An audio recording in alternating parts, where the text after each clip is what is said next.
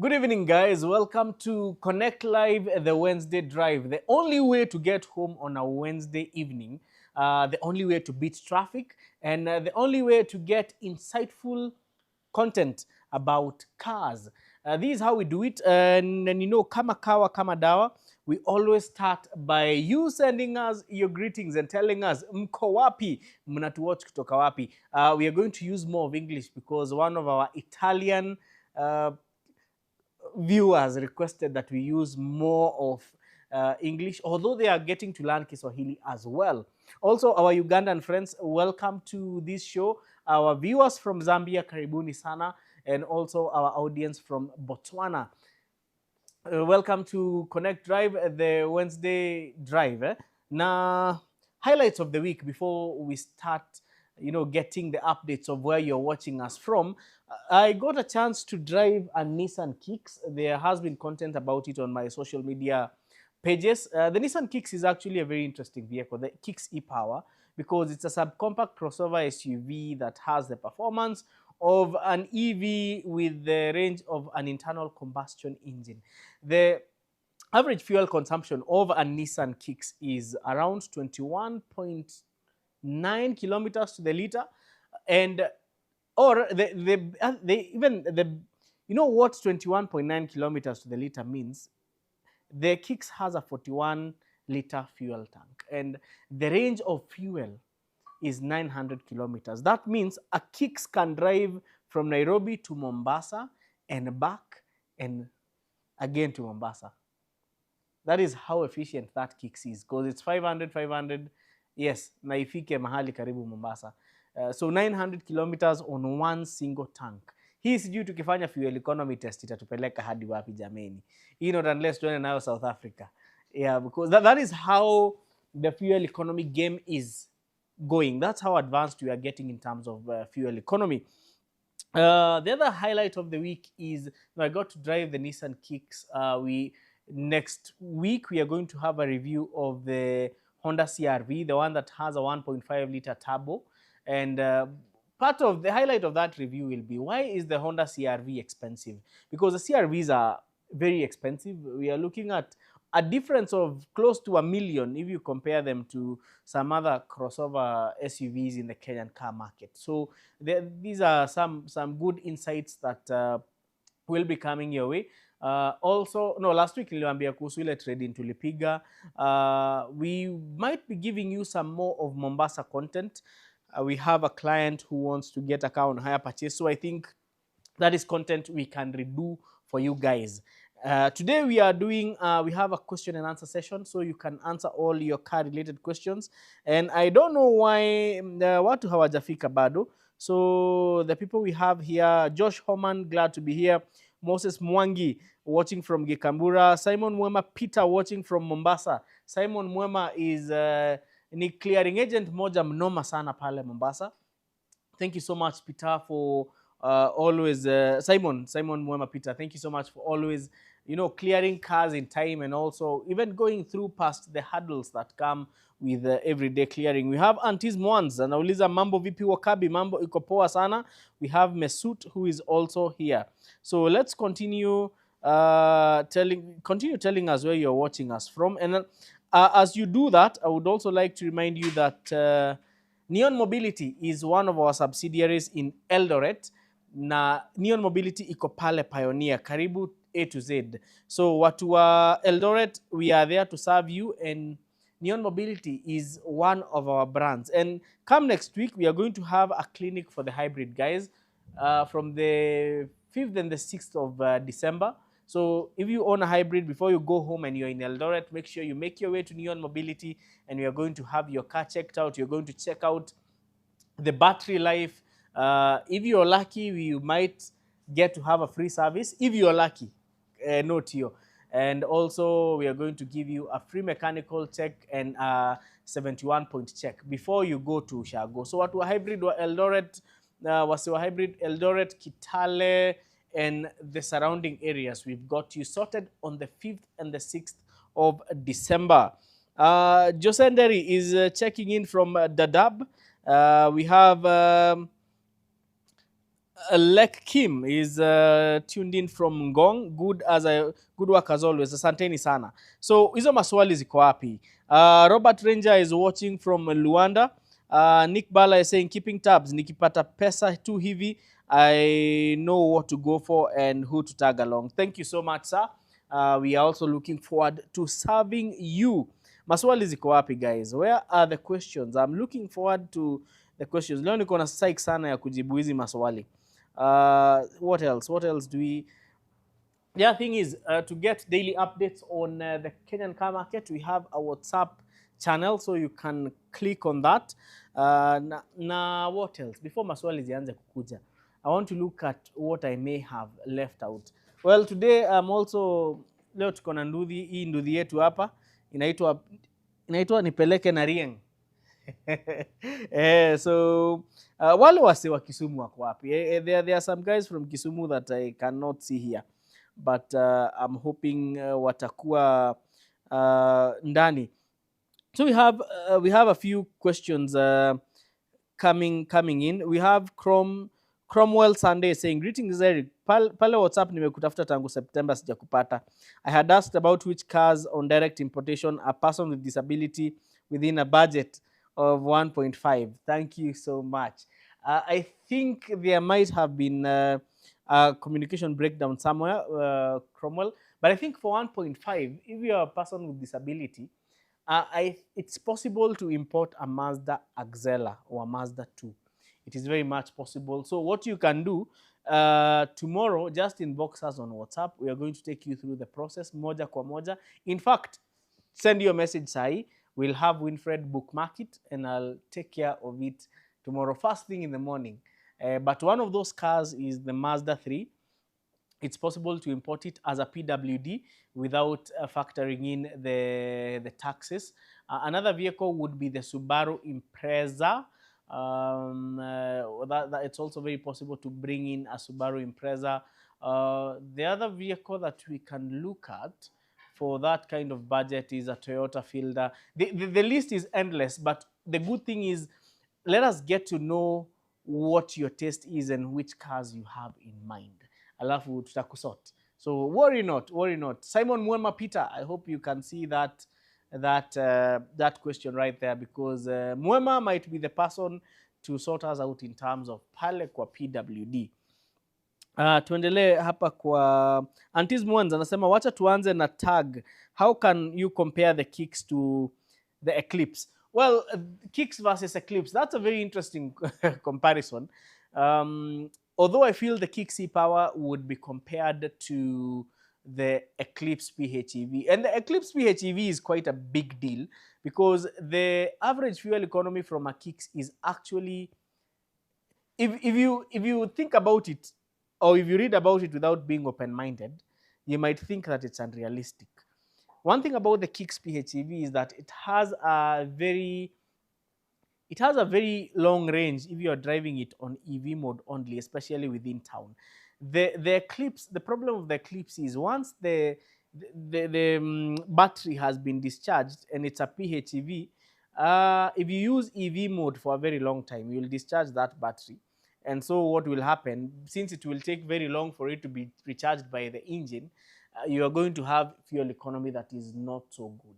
However, you see with the Nissan, with the Kicks e-Power, the charging is continuous. You don't have to go and plug it, because for you to charge a PHEV, in as much as there is regenerative braking, a PHEV will always be boosted by plugging it at a power station. The Kicks does not need the power station. So you're going to have constant good fuel economy across the line. And that is why I keep on saying Nissan have their fair share of problems, but their e-power concept is actually quite impressive. And if you want to know Nissan's e-power concept is impressive, most Chinese are also embracing this. Most modern Chinese vehicles, the ones that are being sold, yes, we have some BYDs going PHEVs, and we have others that are embracing an e-power kind of configuration. And remember, the e-power is not a conventional series hybrid. The e-power is not a conventional series hybrid. It's what you would call an extended range electric vehicle. So that's why, for me, Kicks versus Eclipse, I would feel more comfortable leaning towards the Kicks. The other thing, there are the do's and the don'ts. With the Nissan Kicks, one thing is whenever it rains, and you know in Nairobi, sometimes we get to have a flooding problem. The Kicks is not the vehicle you wade in. And I said it in that short video that I did earlier on. Wading in a Nissan Kicks is like throwing a microwave in a bathtub. Sana sana, because of the location of where the battery pack is. And also, if you're driving not only a Kicks, even the Nissan Note e-powers, if you take them to a car wash guy who does not know what they are doing, they can easily do a lot of damage. Either, and that case will be for the case of the Nissan Note e-powers, both E12 and E13, Kicks e-power, and even the Serena e-power. So you have to be very careful with the people you take to wash these cars, especially if you're doing a lot of detailing. Tuendelee. We have David J144 is saying, hey Eric with a CK, mambo vipi? Nauliza J120 best spec. J120 for me, I would go for a diesel J120. For me, aesthetics are not normally a big deal. So as long as you have a good engine, which is the diesel engine, the rest are neither here nor there. But J120s are generally very hardy. If you don't mind fuel economy, the other J120 that you might consider is the one with the 4-liter V6 engine. That engine inakunywa, lakini it's not the 2.7 liter. Can kindly note, not the 2.7 liter one TR. I'm talking about the 4-liter V6. That is another engine that it's so good, but the problem is it consumes too much fuel. So for you to get the perfect balance between performance and fuel economy, I feel the J120 and not with the 1KZ engine, not with the 5L engine, the J120 with the 1KD FTV. That one will serve you very well. Now, the 5Ls are not bad, but they are too slow. And did you know that we have even Prado 150s with the 5L engine? And these are the ones that mostly are used by, these are the ones that are mostly used by the UN for very remote places. And they are only produced by Gibraltar Toyota. Sawa sawa. I hope we are together hadi hapo. Toma, okay, I'm trying to get his name. Tomabel B9. Tomabel anasema, how reliable is an Audi Q7? How reliable is an Audi Q7? Tomabel, with which engine? Mesut is saying, wakapi maswali niko nazo ni kuhusu mambo ya taxi business. The vehicle I'm interested in is a Suzuki Alto RS and works turbocharged compared to the basic trim. What about hot hatchback taxi? I don't think you need an Alto RS for taxi. You know, one thing I would tell you is, you see, if you're looking at a taxi, you're looking at functionality. You're not looking at performance, because you know, with a taxi, with the taxi job, you're looking at fuel economy as the primary factor and the reliability. One thing I'll tell you, the turbocharged Alto RS will consume more fuel than the kawaida Alto. So kwa biashara hakunanga starehe. Not unless they are paying extra for that turbocharge, for the turbocharger, then I think, imagine you have a Suzuki Alto Turbo RS and somebody else is doing the same taxi business with a Nissan Note e-Power. Yes, the e-Power is way more expensive, but in terms of returns, the e-Power will give some serious returns. Again, let's do this math. Somebody else, one person has a Daihatsu Mira, and you have the Alto RS. Kama trip ni ya 300, wewe utatumia mafuta mingi kumshinda. So if it's in terms of leisure, I believe the RS will give you better thrill when it comes to driving, but in business, it does not make any economic sense. Paul Kahoro is saying, hi Wakabi, ile Toyota Hiace kubwa tunaita 9L iko na which engine size? Paul Kahoro, if you're talking about the Toyota Hiace commuter, well, most of them, it depends with the market. if you're getting it locally here at Sifao, it will come with a 1 kd FTV, the 3-liter 1 kd. The earlier ones were coming with a 2.5-liter 2 kd, and mostly they were manual transmission. So currently we have manual transmission with the 3-liter 1 kd FTV. If you're buying it as a Mtumba, the 2018 onwards, 2018-2019, you'll get them with the 1GD FTV engine, the 2.8-liter diesel. So those are the three main engines, depending on which market you're getting the vehicle from. Kibran is saying, what's your take on a 2020, 2021, or 2022 Lexus RX 450h for a person who works from home, needs a car for convenience, moving around, weekend road trips, etc. So, Kibran, let me ask you, why does it have to be? You know, there is a very huge price difference between these years of manufacture. So, budget is also a key thing. And also, why would you? It's good to know, to have some KYC here. Why would you want a 2022 Lexus RX 450h? And for 50h, really, is there a 2020 for 50h? I would have to find out, because yeah, for some reasons, especially with the Japanese market. So let me know why do you want to go to have a Lexus that is that recent? Because I'm tempted to. Okay, I'll come back to that later.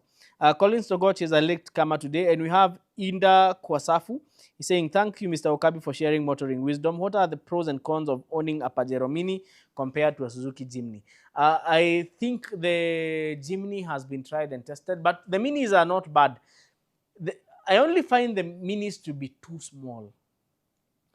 Yes, Jimneys are smaller. No, Jimneys are small, but they are not as small as the Pajero Mini. But it depends again on which generation of the Jimny we are talking about.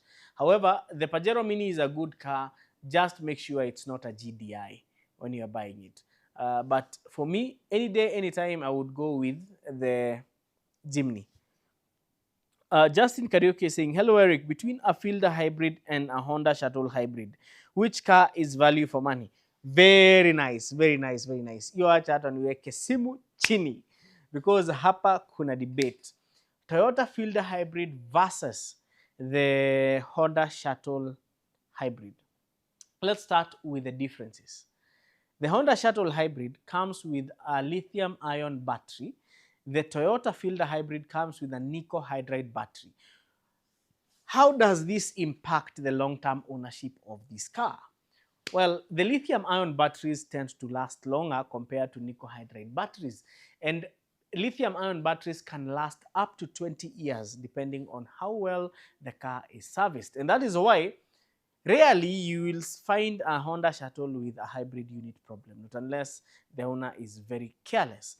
Well, what are the advantages of the lithium-ion batteries apart from the durability? The other advantage is they can deeply discharge without any problems, and they also have an internal self-balancing mechanism. Let's shift over to the, also they are lighter. Let's shift over to the nickel hydride batteries. The nickel hydrides that are used on the Toyota Fielder, they cannot last as long as the lithium ion batteries. That is number one. They are heavier compared to the lithium ion batteries, and also they cannot deeply discharge, and they do not have an internal self-balancing mechanism. So it has to be taken out. It has to be taken out for the car for the cells to be balanced. Now, the advantages of the nickel hydride batteries is that they are repairable, and you can remove modules and replace them. So that's the key advantage. They are cheaper to maintain, and they are even cheaper to buy. Tumemaliza mambo ya batteries. Let's head over to now the other aspect, and that is brakes. Hapa ndiyo shida inakuja, because the Toyota Fielder brake actuators tend to fail quite frequently, and they are not cheap. And just to let the people who do not know, the braking mechanism of a hybrid and the braking mechanism of a non-hybrid vehicle, they are not similar. They are significantly different. And with the Fielder, you're better off with a non-hybrid Fielder, because that braking unit, ikianza kuleta shida, it can be quite a pain. The other thing is fielders, they have turned out to be garage queens, the hybrid fielders, when it comes to the, to the hybrid manenos and all that. The the other thing that we have to talk about is the gearbox. The Honda Shuttle Hybrid comes with a dual clutch transmission, the Honda Hybrid Sport, or the IDCD. No, IDCD ni ingine. No, it's not IDCD. It's the Hybrid Sport, which they use. No, actually, it's IDCD, Intelligent um, Direct something. Yes. So in layman's language, it's a dual clutch transmission. So the problem there is that these transmissions have been known to have problems, especially with the Honda Vezel and with the Honda Fit. However, the shuttles have not really had much of a problem with the gearbox, but they are isolated cases. With the Fielder, the gearbox will hardly break down, and I'll explain why. The Fielder comes with an ECVT, and an ECVT is not your kawaida CVT. In fact, CVTs would have been designed with the concept of the ECVT, and this is because the ECVT does not run on a belt and pulley system. It runs on a set of planetary gears. This means it's very good for high torque applications, and it's also very good in terms of reliability. So the only place where the Fielder beats the Shuttle is in terms of the gearbox. But all the other things, the Shuttle wins over the Fielder. In fact, ukienda kwa garage ya Nyambura pale Feka Auto Care, you'll find out that there are more Fielders than Shuttles. Yes, so now you have it. For me, I think the best bet there would be if you must buy a hybrid, then go for the Shuttle hybrid. 20. So Josender is saying, saw a video by Al on how to park a car by engaging gear on neutral first, put the handbrake, then pull the gear lever up lastly to P. Now, Swali, how do you pull up the handbrake while pressing on? What does that mean? But generally the best way for an automatic vehicle kuweka handbrake ni from drive, put it to neutral, handbrake, then ipeleke P, because that reduces the stress on what is called the parking pole. Tuendelee. Loud and clear saying, Wakabi, why do V6 engine of same volume consume more than 4-cylinder engines? That is very easy, because there are more cylinders. More cylinders means there is more fuel being injected into the cylinders. But I think that's the basic most. It's like having I'm trying to look for a good example. For combustion to take place, there must be a fuel air mixture. And by then, and by the way, something else, displacement does not always affect fuel consumption, because displacement is the volume of air in a combustion chamber when the piston is at the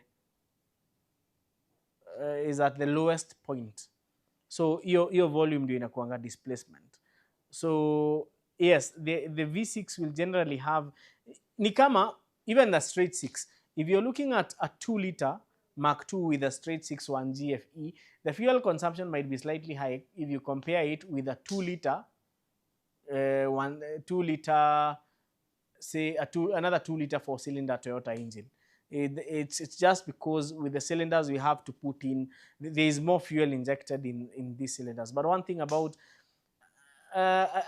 straight 6s are good because they are very balanced. V6s are not that bad. But if there would be an engine of the best design engine, I would say, in the world would be a straight 6 engine. And that is why up-to-date BMW have still retained their straight 6 engines. Perfect balance, very smooth, and well, the Toyota ones are very easy to work on. OTJM is saying, I saw somewhere Toyota recalling their petrol turbo V6. Is it true? If yes, how does it work with the units available locally? So, OTJM, there is one thing I would like to explain, and people don't know this. The only way to find out if your vehicle was taken for recall is if you visit the authorized dealer, because they have these databases. And if your vehicle did not go for recall, did you know that the dealer is supposed to replace whatever the vehicle was recalled for at zero cost to you, and the manufacturer is going to compensate them? But sababu sisi ni Wakenya tunaogopa kuenda kwa dealer, we do not take advantage of that. For instance, BMW recalls, hiyo kama uko na BMW, irrespective of kama umenunua South Africa, kama umenunua Japan, or you've bought it from the UK, if your BMW has a recall or had a recall that it did not go back to, in Kenya, you can take it to Inkscape and they are going to work on whatever it was recalled for at zero cost. And then they are going to bill the manufacturer, because dealers have a database of all the recalls. And that is why they are called authorized dealers. And that's why they hold the franchise of the vehicles they are selling.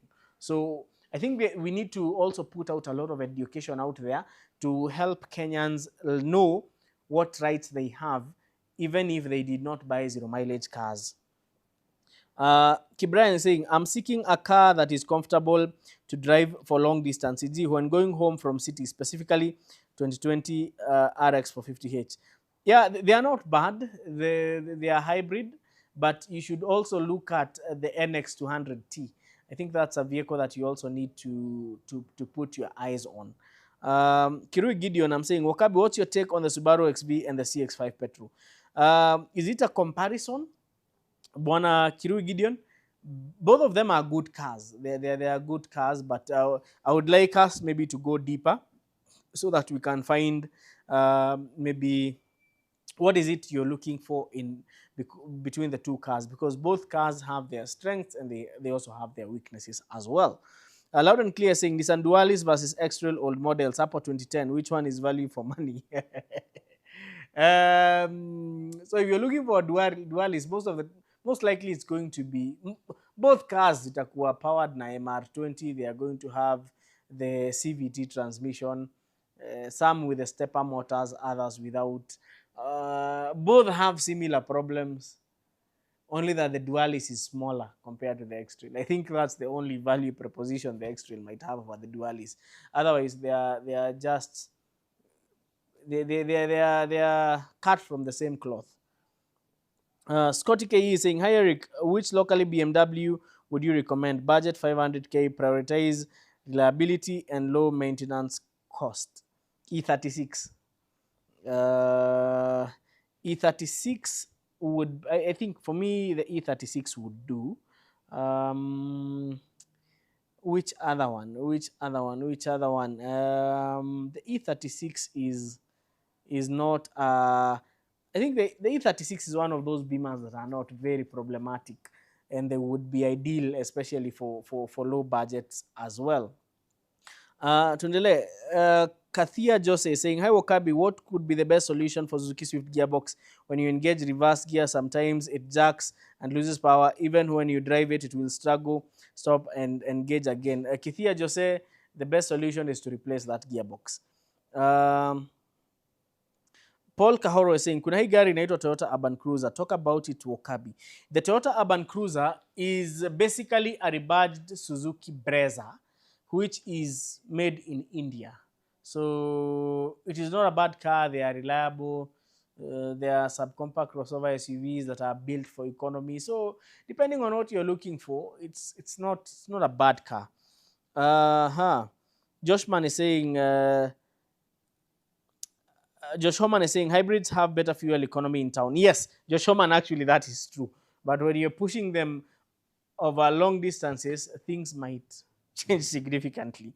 Elton 16 is saying, is Toyota Kluger 2014-2018 a good car? It's a good car. The only problem is I don't understand why it's so expensive. But on the one of the setbacks, if you're not, it's a great car. If you're not looking at fuel economy, then it's a good car. It's very comfortable. It's very reliable as well.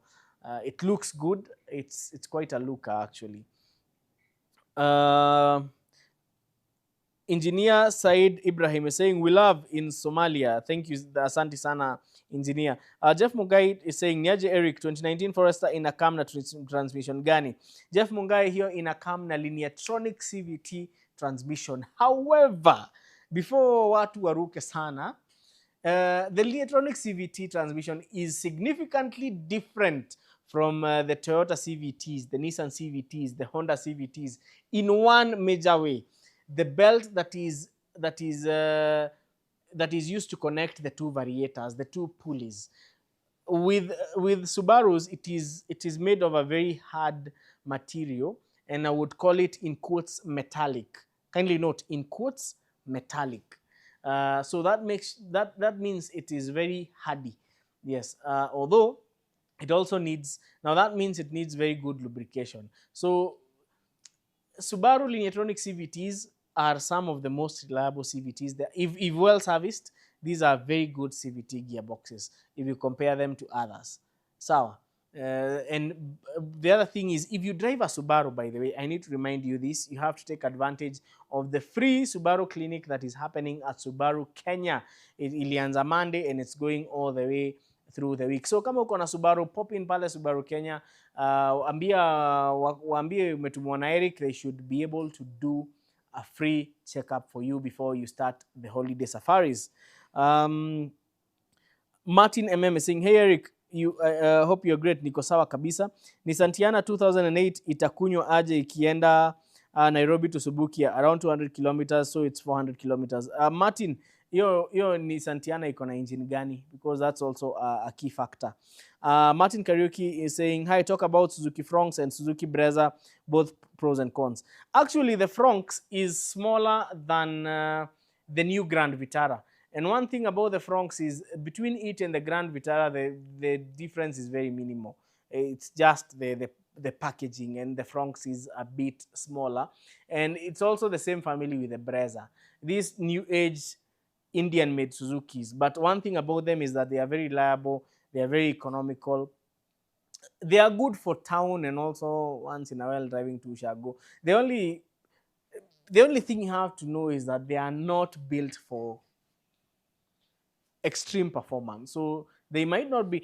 And you know, one thing about the vehicles you have mentioned is that they were made with Africa in mind. Na zinanunuliwa sana sana zikiwa zero mileage.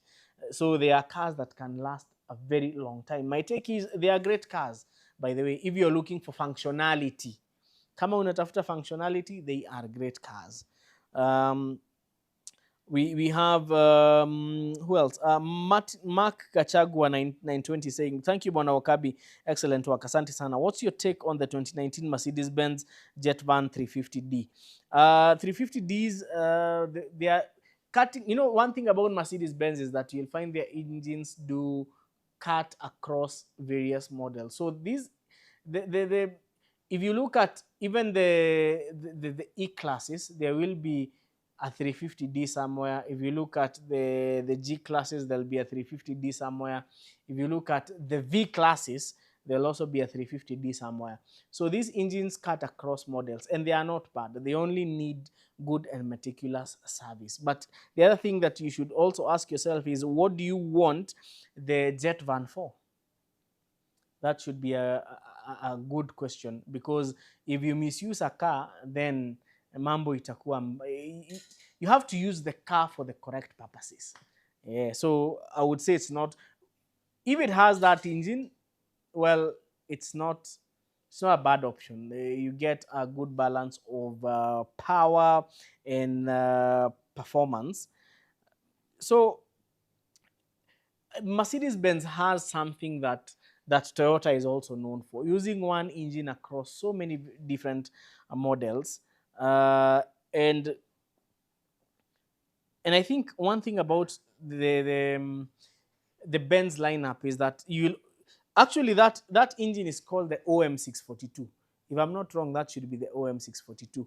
And one good thing about the OM642 is that it has been tried and tested. Mercedes, the Toyota, same WhatsApp group. In terms of introducing new engines, they take their time. They take their time because they have to get it perfect. And that is a beautiful thing. Sabu, for Mercedes-Benz purists, they know how those 642s are. In fact, if I was to get an E-Class with a 350D, and say that would be it's a car would love to have. So even on the van, I think the 350D is an engine that their transmissions and their engines are, they are used across models. So it's not something you should really worry about. Uh-huh. Trending VRS anasema, hello, what are some of the things to check out for before buying a Mark X? Steering rack. Mark X zinakuwa na hiyo ugonjwa ya steering rack sana. Although the steering rack of a Mark X is not very expensive, especially the GRX 120. They go around 15k, 20k. Yeah, so I think that's the only big issue. I think Mark X is a bulletproof cars. Also check kama imekuwa na accident, check for kama imechokorwa engine. Yeah, so I think those are the only things, because Mark X's are very good cars. Loud and clear anasema huyo Atiana mwambie kama ni J31 afurahie 10 kilometers per liter. Hata najua 10 kilometers per liter amejaribu. Akiwa na heavy foot atagonga huko manane. Atagonga kama octopus wanasema namba 8 baby. 8 kilometers to the liter. 10 amejaribu, hiyo ni akiendesha vizuri kabisa. Vincent Mosetti saying, why would one go for a Honda Insight hybrid and not a normal non-hybrid? We do not have non-hybrid Honda Insights. Yeah, so that's something that you should know. Bwana Mosetti. Michael Dirango is saying W211 for the first time car. What about that? If you're buying a W211, it's an amazing vehicle, very comfortable. The look is timeless. Just make sure it's after the year of manufacture is after 2006, because the earlier models had an issue with the distronic system. So yes, W211, but make sure the year of manufacture is 26 kwenda juu. Not 26, 2006 kwenda juu, 2006, 2007 uko kwingine. Kenya Mafia is saying, hi Wakabi, talk about the Caldina for the first time driver and their reliability, maintenance cost, and the alternatives to the so Caldinas came in different variants. It will be very good to see kama tunaongea kuhusu Caldina sambusa, Caldina ya nyama, ama ile Caldina wagon.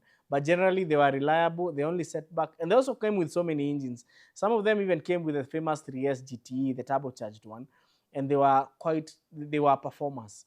So one thing I'll tell you is, if you're looking at a Caldina, the only setback you might have with a Caldina is fuel economy. Zote, if you compare them with their Toyota siblings, zinakunywa kidogo, si sana, but their fuel economy juu kidogo, but they are amazing cars. Caldinas are amazing cars. If you want a workhorse, hata sasa ukienda Bama huko kuna uzangwa nyama, you will still find hizo Caldina za nyama, and that's why they are called Caldina za nyama. Wakikuyu walikuwa wanaipatia jina mbaya sana. if there is anyone who knows the Kikuyu name for Caldinas, you can post it in the comment section for the other guys to read. But Caldinas are amazing cars. Our brothers from the northeastern part love Caldinas also. And the guys who do the meat business, there was a time, if you didn't have a Caldina and you're doing the meat business, it was literally the pro box of the meat business. Yeah. Tuendelee. Martin, tuseme 2500cc Tiana 2008, hapo ni namba 8 baby. Hapo utachapa 8. Hapo ni Kibera namba 8. 8 kilometers to the liter baba.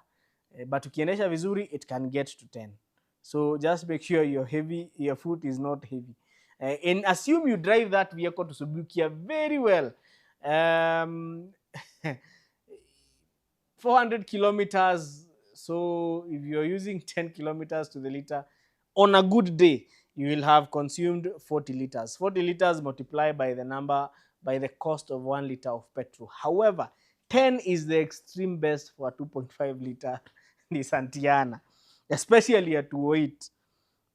Rainwriters is saying, I want to purchase a petrol Mazda CX-5. I have the option of choosing the turbo or non-turbo variant. I'm a Lana driver. Does the 2.5 liter turbo have too much power for a Lana?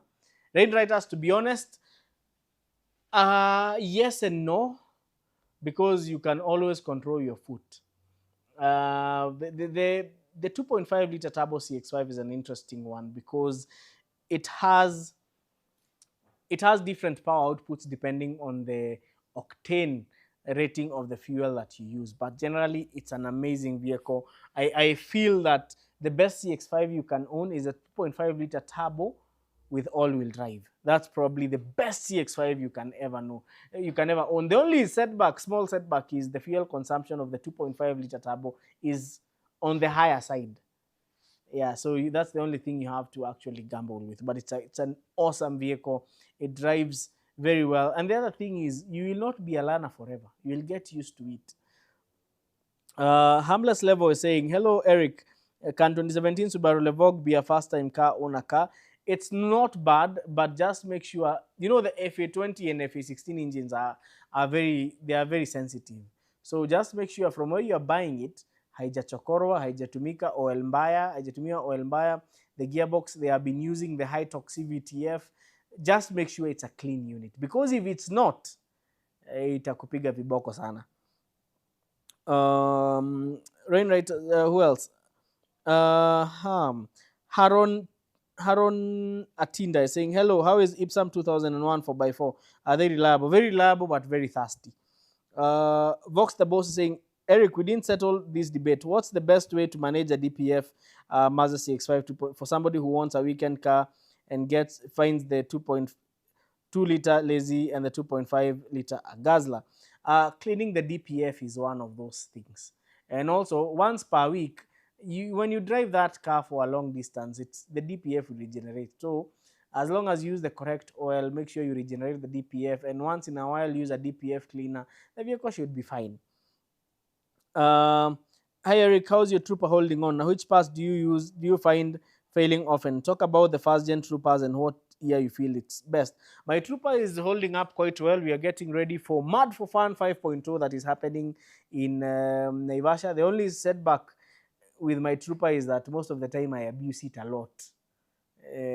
Parts that fail frequently on the Trooper, well, what fails frequently? What do I change? If you're an extreme off-roader like I am, you might have to be changing this is the driver side, the left hand drive shaft for the 4-wheel. Sometimes zinakulanga na haikulangi pande ya transfer, inakulanga pande ya nje, especially if you have the manual locking hub. I changed mine from the manual locking to the auto lock hubs, and since then I've not been having that problem. So you have to keep those hubs in check. The good thing about these Troopers is that they were very hardy.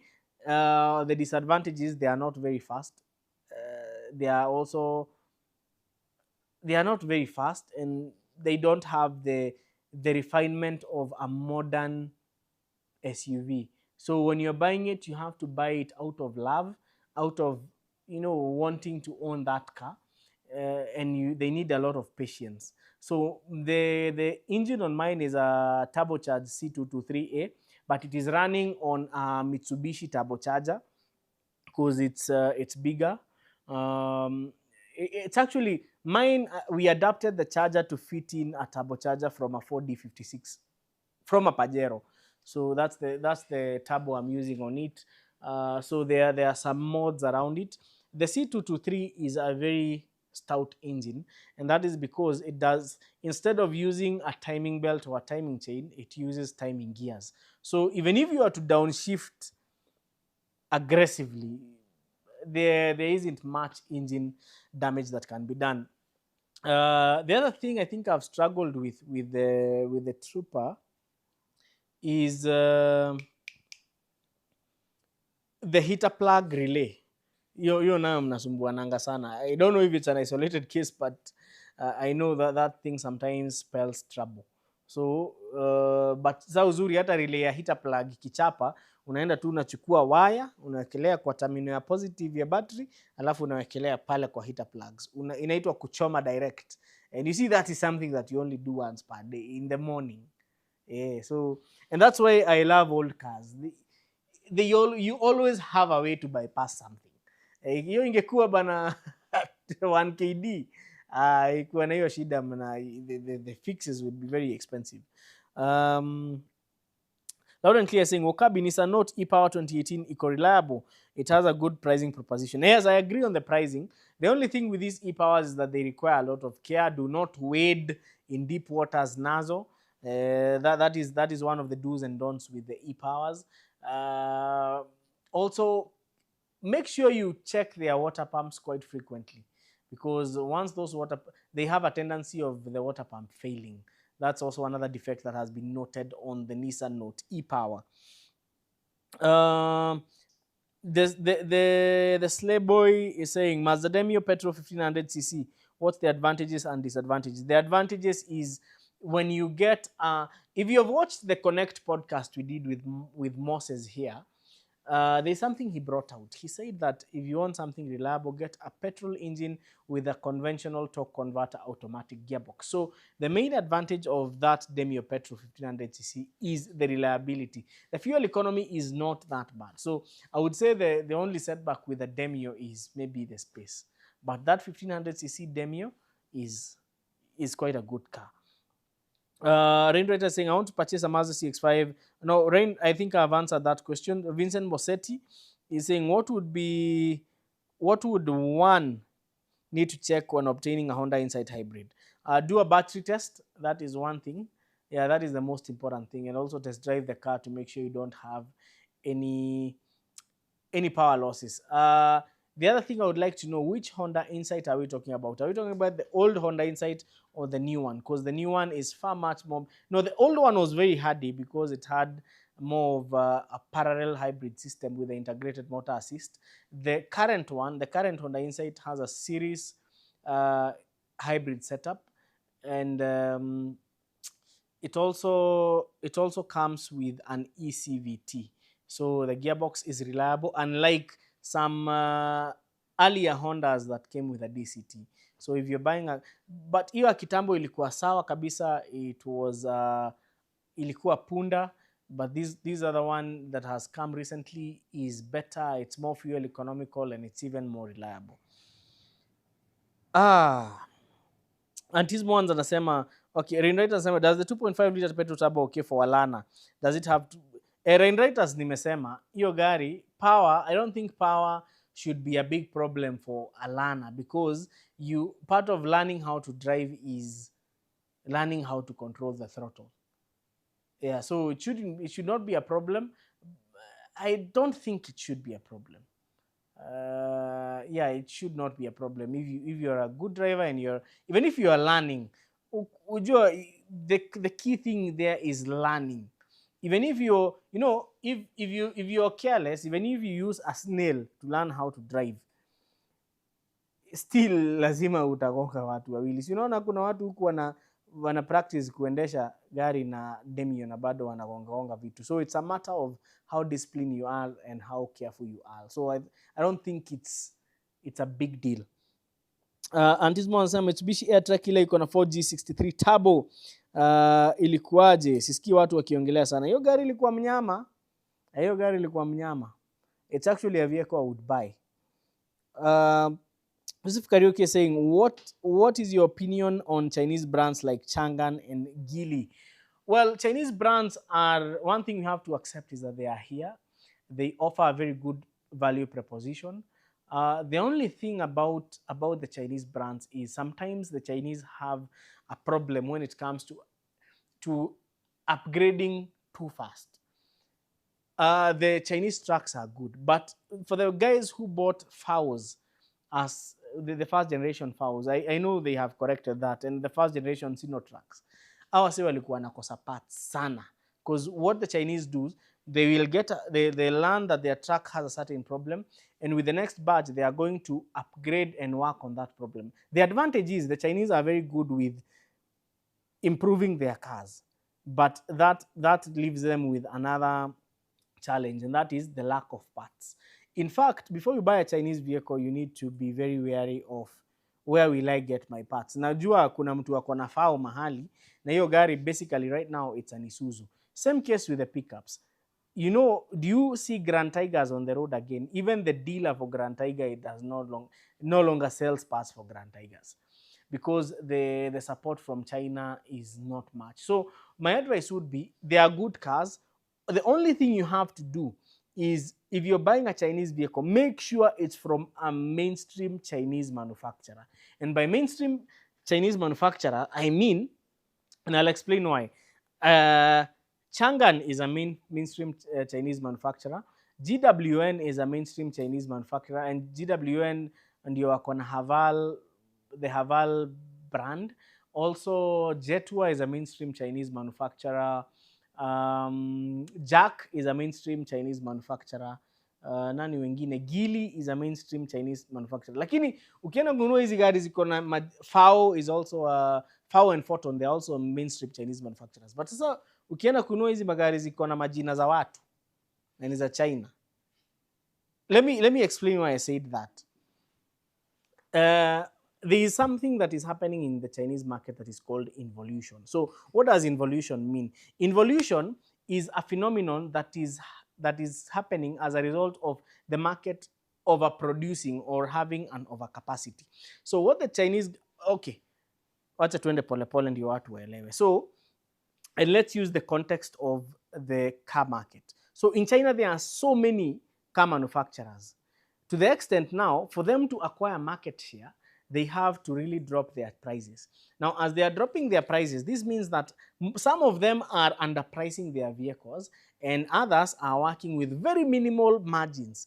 So this does not only affect the car industry, it's happening across the whole Chinese market. And this is not good for the Chinese market because it can easily spiral off into deflation. And you know, deflation would be catastrophic to the Chinese economy. So the Chinese government is not letting this happen.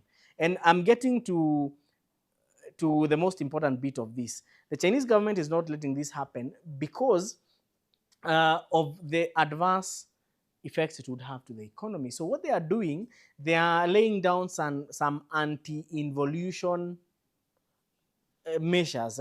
And some of these measures include, number one, price control. So in the very near future, you'll see the prices of Chinese vehicles going up. So price control is one. And this is to ensure that the manufacturers do not enter into unhealthy competition in the quest to access market share.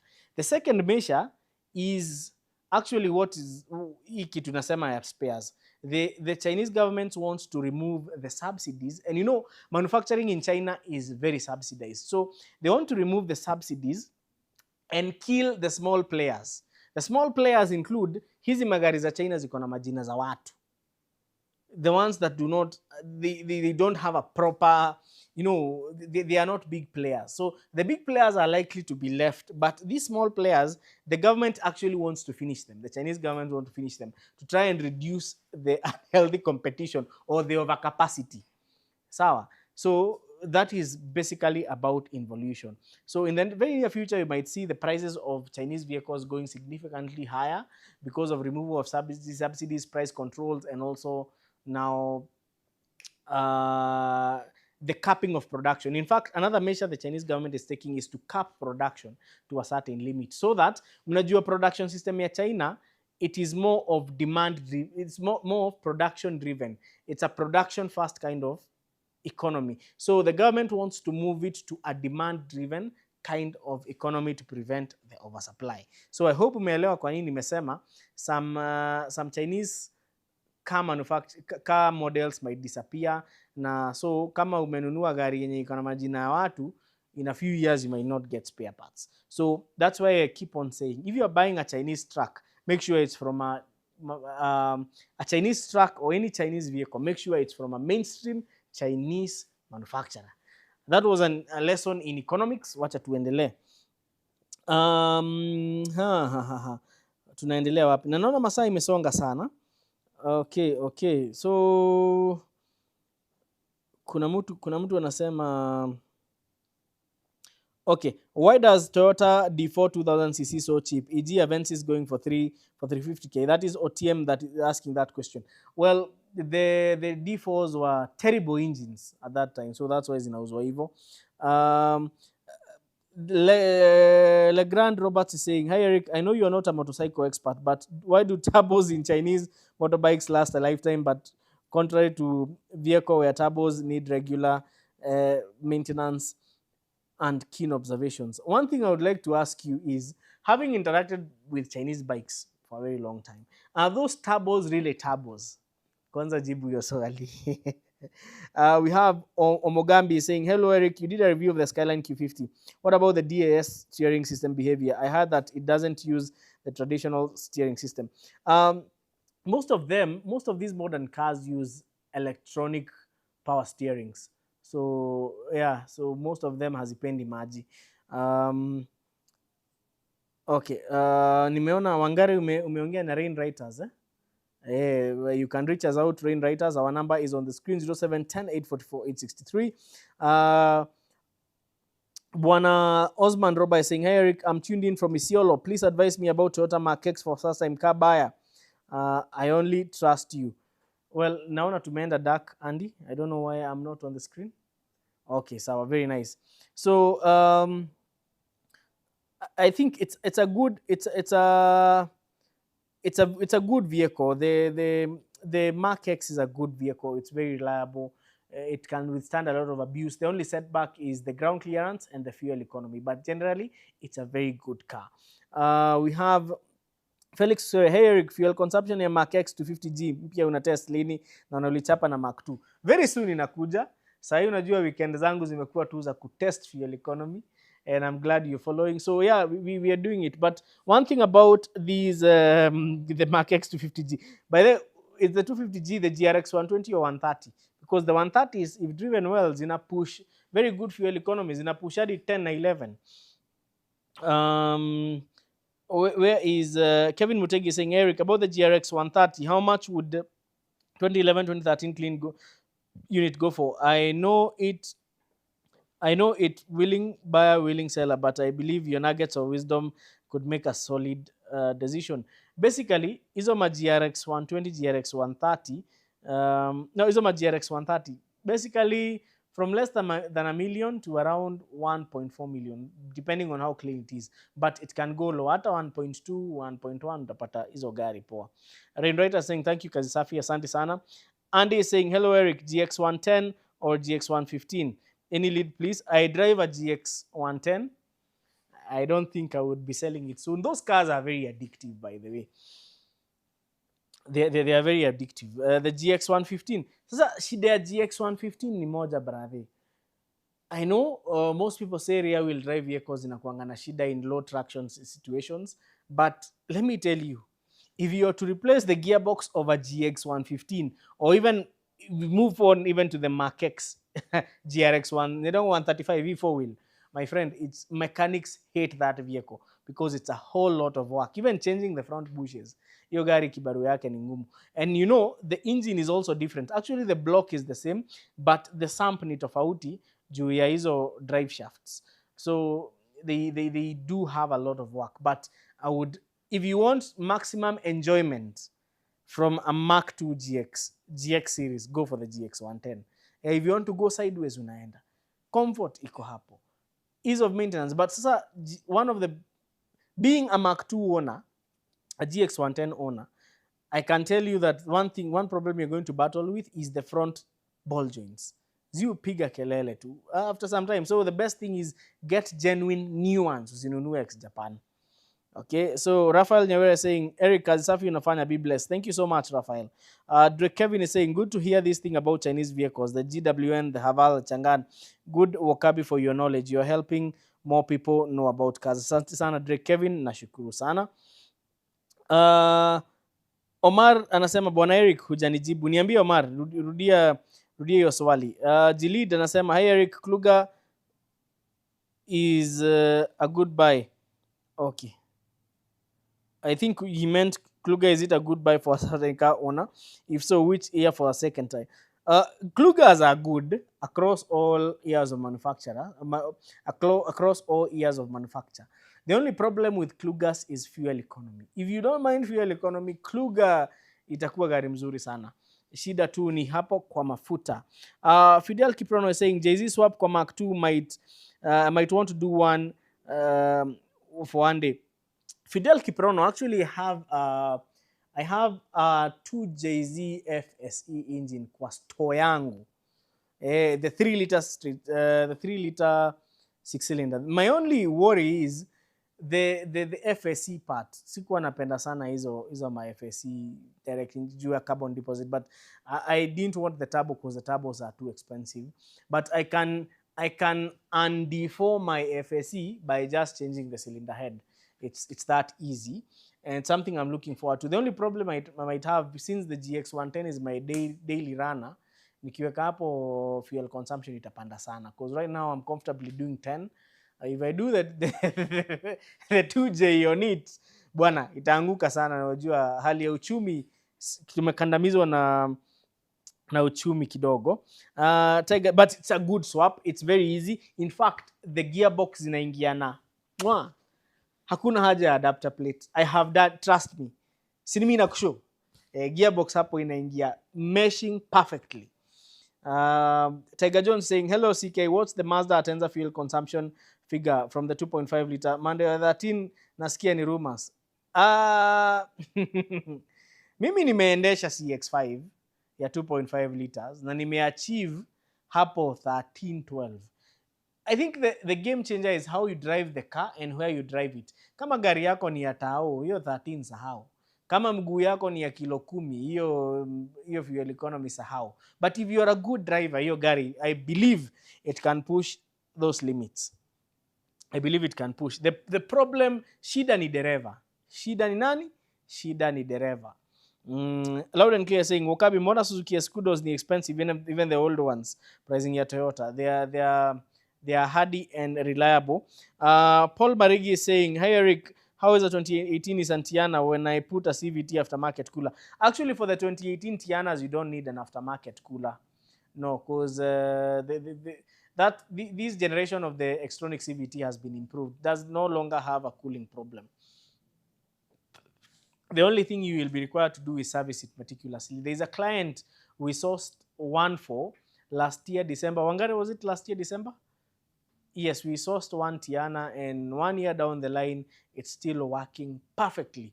So you only have to observe, although that was a low mileage Tiana, because the genuine mileage on it was around 14,000 kilometers. So it's a vehicle that we are hoping. Alafu tena mahali inatumika vizuri. Unajua kuna watu wanunua Tiana alafu zinawekwa kahaya. So Orina is saying, kindly requesting your insight on the SG5, Auto and Turbo, and Legacy BP5. Which one would you able to assist in search for the same? I want to be an owner, but I need your insights.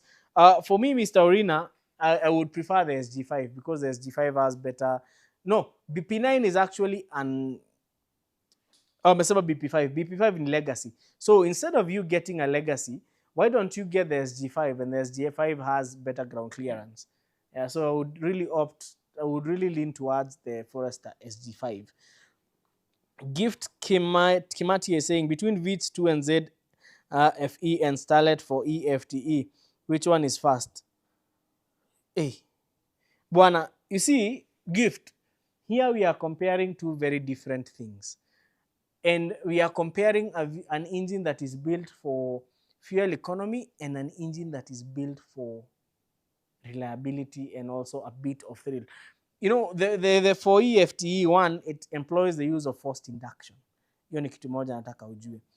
Then the other thing that most people do not, the other thing is the engine, that the gearbox that is mated to that engine. For the 4EFTE, you'd either get a 5-speed manual or a 4-speed automatic transmission. Hizo mbili. Kwa 2NZ, and the reason why I'm saying we cannot really compare this, one, kwa 2NZ, wacha niweke simu chini. Kwa 2NZ, the throttle ni a sensor. You have to use a throttle positioning sensor. So it's more precise. Sawa? Hiyo ni kitu ya kwanza. Number two, the gearbox on the 2NZ is a CVT. So the 2NZ is made for fuel economy. The 4EFTE is made for thrill.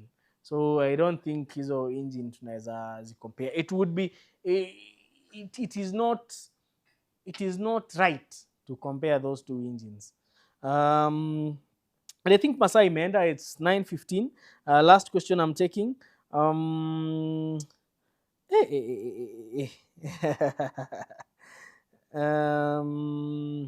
Nimeona Fred, that would be, lakini usiweke RB kwa Mark 2, usiweke RB.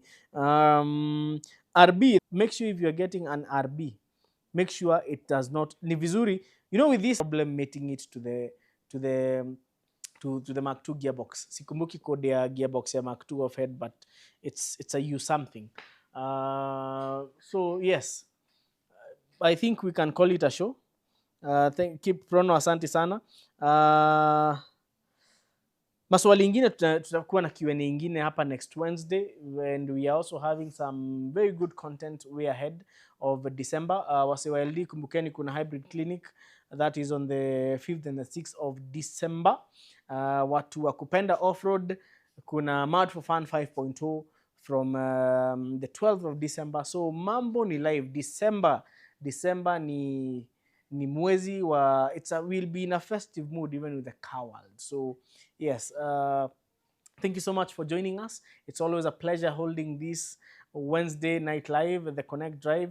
I love this show. I love the interaction. And let's keep on interacting vizuri. Na asanteni sana for the support. Remember, we offer services such as pre-purchase inspection, consultation, and sourcing as well. So in case you have any queries with regard to our services, you can WhatsApp us with on the number on your screen. Sawa sawa. So over and out. Tuonane next week.